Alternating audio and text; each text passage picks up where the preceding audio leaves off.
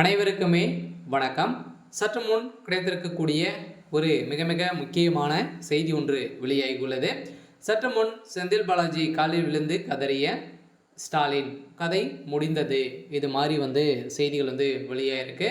இப்போ பார்த்தீங்கன்னா சமீப காலத்தில் ஒரு மிகப்பெரிய பிரச்சனையாக தமிழகத்தில் வந்தது இல்லையா? ஸோ தொடர்ந்து அமலாக்கத்துறையால் 3 நாட்களாகவே டாஸ்மாக் கூடிய நிறுவனத்திலும் அதே மாதிரி டாஸ்மாக் கூடிய அலுவலகங்கள், கடைகள், அதைத் தொடர்ந்து திமுக சார்ந்த அமைச்சர் செந்தில் பாலாஜி அவருக்கு சம்மந்தப்பட்ட நண்பர்கள், ஒப்பந்ததாரர்கள் அனைவருடைய வீட்டிலும் ரெய்டுகள் நடந்தது.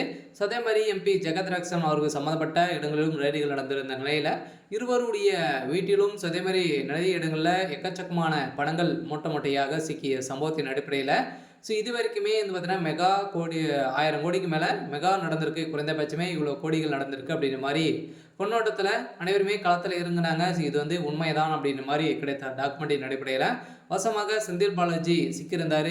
செந்தில் பாலாஜி அவர்கள் பார்த்தீங்கன்னா இப்போ சிறைக்கு செல்ல போகிறாரு. இந்த நிலையில் தான் செந்தில் பாலாஜியுடைய காலில் முதல்வர் ஸ்டாலின் கதறியதாக ஒரு தகவல் வழியாக இருக்குது. எல்லாம் பார்த்தீங்கன்னா செந்தில் பாலாஜி அவர்கள் வாயை திறந்தார் அப்படின்னா கோபாலபுரமே அனைத்து விதமான டார்கெட்டுகளும் பார்த்தீங்கன்னா செந்தில் பாலாஜிக்கு தெரியும்.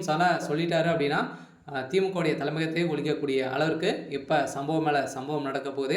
இருந்தாலுமே இதன் அடிப்படையில் தான் செந்தில் பாலாஜியுடைய காலில் விழுந்ததாக ஸ்டாலின் அவர்கள் பார்த்தீங்கன்னா ஒரு தகவல் அப்டேட் கிடைத்திருக்கு. இதை பற்றி இந்த வீடியோவில் நம்ம முழுமையாக பார்க்கலாம். அதுக்கு முன்னாடி நம்ம சேனலுக்கு இப்போ தான் நீங்கள் முதல் முறையாக வந்திருக்கீங்க அப்படின்னா மறக்காமல் நம்மளுடைய சேனலை சப்ஸ்கிரைப் பண்ணி சப்போர்ட் பண்ணுங்கள்.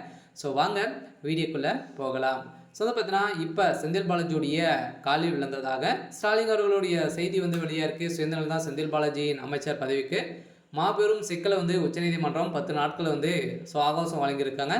சுயந்திரம் ஜாமீனை ரத்து செய்யக்கோரி மனுவில் அமைச்சர் செந்தில் பாலாஜி தரப்பு பதில் மனு தாக்கல் செய்ய 10 நாட்களுக்கு கால சவக்கெடு பார்த்தீங்கன்னா விதித்து உச்சநீதிமன்றம் உத்தரவிட்டிருக்கு.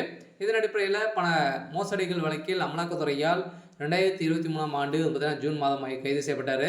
இதைத் தொடர்ந்து அவர் அமைச்சர் பதவி கடந்த செப்டம்பர் மாதம் ஜாமீனில் வெளிவந்து அடுத்த சில நாட்களே அமைச்சராக பொறுப்பேற்றது. ஒரு மிகப்பெரிய கேள்விக்குறியாகவே இருந்திருந்த நிலையில் அப்போது நீதிபதி அமர்வு இந்த விவகாரத்தின் வழங்கப்பட்ட அறிவுறுத்தலின் அடிப்படையில் ஆனது.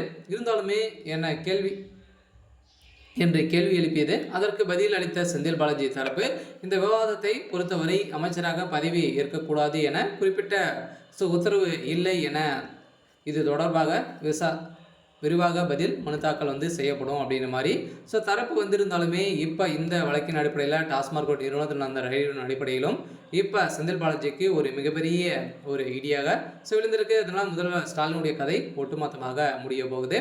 சரி, ஓகே. இன்னைக்கான அப்டேட் இதுதான். மறக்காமல் நம்மளுடைய சேனலை சப்ஸ்கிரைப் பண்ணி சப்போர்ட் பண்ணுங்கள். தேங்க்யூ.